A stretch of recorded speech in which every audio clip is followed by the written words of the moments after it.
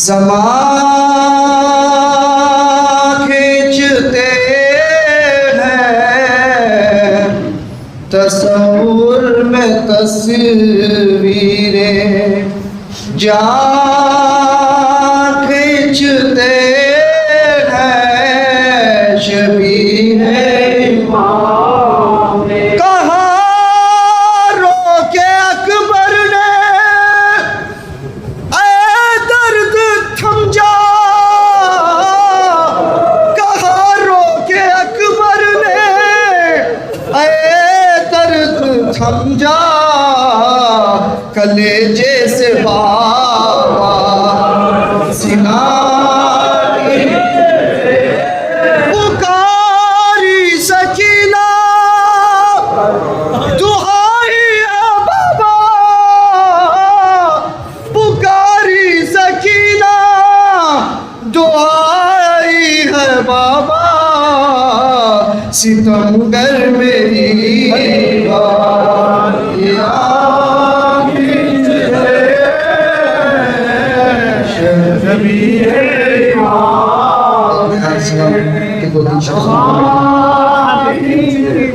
کوئی شمر سے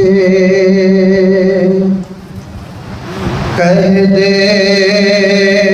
کہ روکے سروں کو، گلے پہ شاہ کے رکھا ہے مانے ہاتھوں کو، کوئی یہ شمر سے کہہ دے کہ روکے سروں کو، میرے حسین کی سب پھسلیاں بھی ٹوٹ گئی، میرے حسین کی سب پھسلیاں بھی ٹوٹ گئی، صدا یہ دیتی ہے زہرا نہ مار نیزوں کو،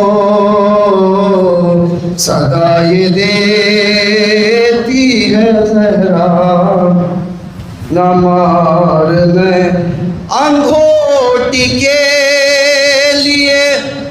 انگلی جدا جو ہاتھ سے کی، انگوٹی کے لیے انگلی جدا جو ہاتھ سے کی، ارے حسین روئے ہے اس دم جری کے شانوں کو، حسین روئے کیسا امتحان، کیسا امتحان، کیسا امتحان، کیسا امتحان ہے حسین کا، سات قدم آگے بڑھے کیوں حسین، سات قدم پیچھے ہٹے کیوں حسین، سات قدم آگے بڑھے کیوں حسین، سات قدم پیچھے ہٹے کیوں حسین، ارے پہلے قدم پر یہی سوچا جرم تھا صغر کا بھلا کیا، ارے دیکھ کے ننھا سا لاشا غم سے نہ مر جائے سکینہ، ارے تھام کے دل رونے لگے یوں حسین، سات قدم پیچھے ہٹے کیوں حسین، سات قدم آگے بڑھے کیوں حسین، ساتھ پیچھے ہٹے کیوں حسین ارے تجھے قدم پر کہاں روکے کیا کروں بتلا لیا گئے ارے دیکھ لیا اس نے تجھے گئے مر ہی نہ جائے تیری مادے ارے تھام کے دل رونے لگے یوں حسین سات قدم پیچھے ہٹے کیوں حسین سات قدم آگے بڑھے کیوں حسین سات قدم پیچھے ہٹے کیوں حسین ارے تیسری بار ایسا ہوا تھا خیمے میں جانے لگے مولا ہے چوکا چلا تیز ہوا کا ہٹنے لگا لاش سے پردہ تھام کے دل رونے لگے یوں حسین سات قدم پیچھے ہٹے کیوں حسین سات قدم آگے بڑھے کیوں حسین سات قدم پیچھے ہٹے کیوں حسین ہے جو ہی قدم چوتھا اٹھایا غازی کو رو رو کے بلایا ہے کہنے لگے بھائی تو آجا خیمے میں جایا نہیں جاتا تھام کے دل رونے لگے یوں حسین سات قدم پیچھے ہٹے کیوں حسین سات قدم آگے بڑھے کیوں حسین سات قدم پیچھے ہٹے کیوں حسین ہے پاؤں ہے قدم پاؤں کربلا میں ہائے زہرا کے پالے پشمرے لئی کا قدم تھا کربلا میں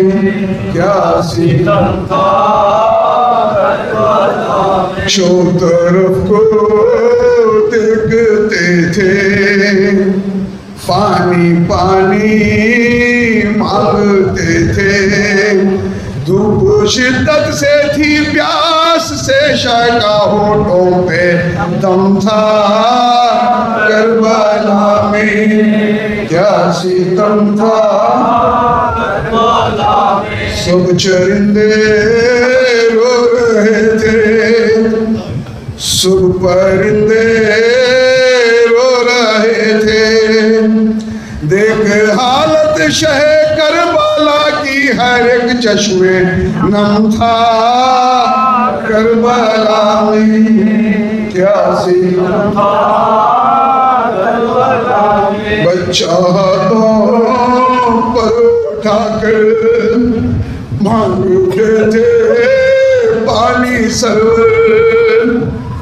بچہ ہاتھوں پر اٹھا کر مانگتے تھے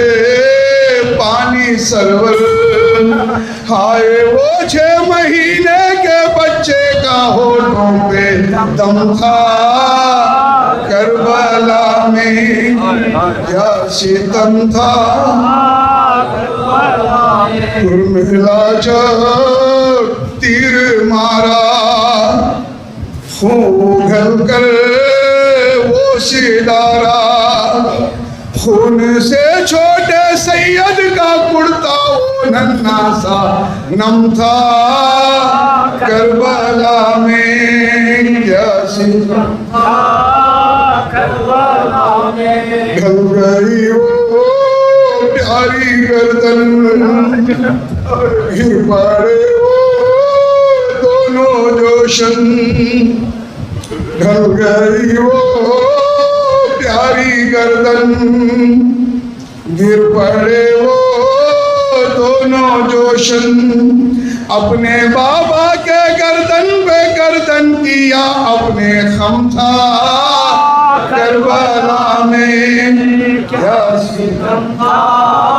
کربلا میں شاہ جلدی ریتی پر تھے نہ بھتیجے ناپی سر تھے، کون آتا مدد کو، شہیدوں کا سر سب قلم تھا، کربلا میں کیا ستم تھا، نکلی زینب خواب اڑاتی، پیٹتی تھی اپنی چھاتی، دیکھتی کیا ہے نیزے پہ سر شاہدی کا عالم تھا، کربلا میں کیا ستم تھا، اے بہادر ظلم و شاہ پر جو جو گزرا ان کے اوپر، آج تک کوئی دیکھا سنا ہی نہیں جو ستم تھا، کربلا میں کیا ستم تھا، کربلا میں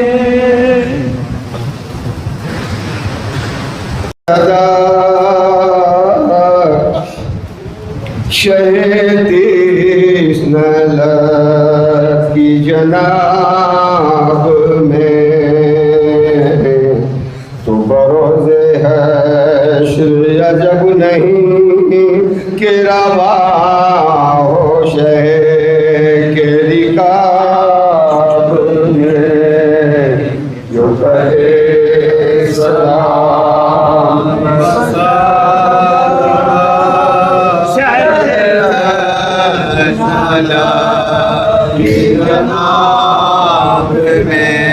جو شمیم بوئے حسین تھی، وہ عرق میں شہ کی تھی بوئے خوش، نہ وہ بوئے عنبر و مشک میں، نہ وہ بوئے عطر و گلاب میں،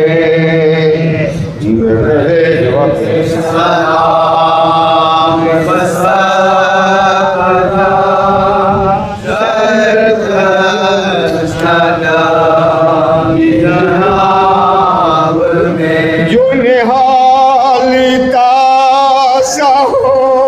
باغ میں، اسے کاٹتے نہیں باری بار، جو نہال تازہ ہو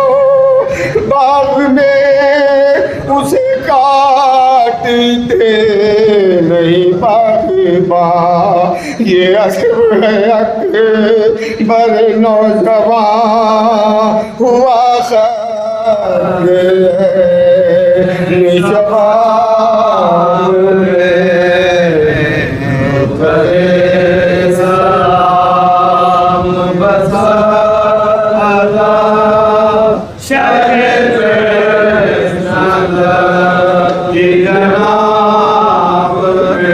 ابھی سر کے بالوں سے ماں میری یہ زمین جھاڑ کے کہتی تھی، ابھی سر کے بالوں سے ماں میری یہ زمین جھاڑ کے کہتی تھی، نہ رہے قلش خس و خار کی میرے گل کے بیچ تیرے خواب میں، نہ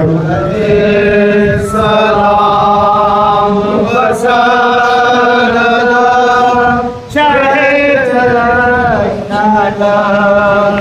جناب میں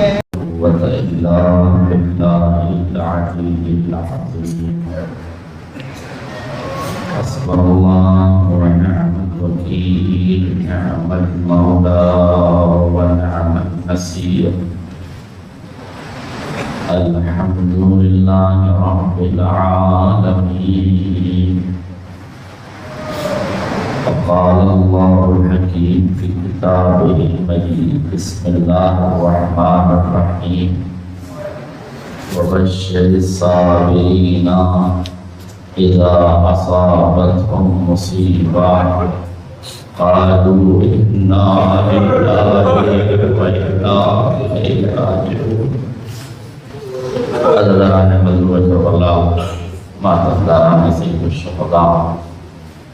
آج عاشورہ محرم ہے، تاریخ اسلام کی وہ دردناک تاریخ ہے کہ جس میں فاطمہ زہرا کا آپ صبح سے معلوم کر رہے ہیں، مسلسل سلام پیش کیا جا رہا ہے، آپ کیا کر رہے ہیں، مگر یاد رکھیے گا اب تک جو آپ نے سنا وہ ہماری عقیدتوں کا اظہار تھا، شعراء کا اظہار تھا، بعض باتیں روایات سے ماخوذ تھی، مگر آئیں اس تعزیت کا جو حقیقی وارث ہے ہمارے وقت کا امام، جو غیبت کے پردے سے ہمیں دیکھ رہا ہے، ہماری تعزیت دینے کے لیے ہمارا امام ہماری مجلسوں میں موجود ہے، وہ امام فرماتا ہے السلام علی الشیخ الخضیم، سلام ہو جد مظلوم کی اس داڑھی پر جو خون سے خطاب، السلام علی الخد الطریب، سلام ہو ان رخساروں پر جنہیں خاک آلود کر دیا گیا، سلام علی الصغر المقروء بالخضیب، سلام ہو ان دندان مبارک پر جس پر ظالم نے چھڑی سے لکیر دی، السلام علی الراس المقدور، سلام اس سر پر جسے نو کے نیزہ پہ بلند کیا ہے، خیر الجزا۔ اللہ آپ نے بھی روایات سنی، آپ نے سنا ایمان کی پیاس آپ نے پڑھی تھی، آپ جانتے ہیں میرا مولا کتنا پیاسا تھا۔ جو لوگ دھوپ میں بیٹھے ہیں اور دھوپ میں چل کے آئے ہیں وہ ضرور اس بات کو محسوس کریں کہ میرا مولا کتنا پیاسا تھا۔ دیکھیے تھوڑی سی تمہید میں اس کو بناؤں گا کہ امام کتنے پیاسے تھے۔ میڈیکل سائنس نے ترقی کر کے یہ بتایا ہے کہ وہ بچے جو بطن مادر میں 7 مہینے رہتے ہیں اور 7 مہینے کے بعد پیدا ہوتے ہیں، ان بچوں کو پیاس بہت لگتی ہے اور راتوں کو اٹھ کے پانی مانگا کرتے ہیں۔ آپ کے سماج میں وہ بچے ہوں گے جو 7 مہینے میں پیدا ہو جاتے ہیں، ان کے اندر پانی کی کمی ہو جاتی ہے۔ اگر اتنا آپ نے سمجھ لیا تو یہ بھی سمجھ لیں کہ مولا حسین بطن مادر میں صرف 6 مہینے رہے۔ اس لیے مذاہب امام کے جسم میں پانی کی کمی رہ گئی، اس لیے تاریخ میں روایت نہیں ملتا ہے کہ جب سے امام حسین پیدا ہوئے تھے نا، اس دن کے بعد سے فاطمہ زہرا نے کبھی رات میں پوری نیند نہیں لی ہے۔ آنکھ لگتی تھی زہرا کی اور امام پیاس سے لاپرواہ ہو جاتے تھے، امام پانی مانگتے تھے، سیدہ نیند سے چونک جاتی تھی۔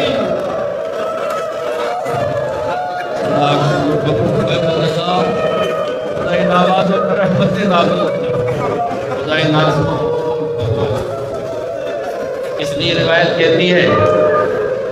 کہ جب سیدہ کا آخری وقت آیا نا تو وصیتوں میں سے ایک وصیت یہ تھی، یا علی میں یہ نہیں کہتی کہ دوسرا عقد نہ کیجیے گا، دوسرا عقد آپ کا حق ہے ضرور کیجیے گا، مگر میرا لال راتوں کو اٹھ کے پانی مانگتا ہے، میرے لال حسین کی پیاس سے باخبر رہیے گا۔ دوسری وصیت شہزادی زینب کی تھی، میرے لال کی پیاس سے باخبر رہنا۔ اور اسی لیے روایت ہے نا کہ جب مولائے کائنات قبر سیدہ پہ قرآن پڑھ رہے تھے، ایک مرتبہ قبر سیدہ کو زلزلہ آیا، علی نے قرآن بند کیا، ہاتھوں کو جوڑا، پوچھا بنت رسول یہ قبر میں اضطراب کیسا؟ فرمایا یا علی آپ قرآن پڑھ رہے، میرا حسین کیا میرا حسین کیا تاریخ کہتی ہے اس دن سے علی حسین کی پیاس کا خیال رکھنے لگے۔ جب میرا مولا بڑا ہوا، میرے مولا کا عقد ہوا، تو امام نے اپنی بہوؤں کو قریب بلایا، فرمایا بیٹیوں خبردار، بس ایک بات کا خیال رکھنا، میرا لال حسین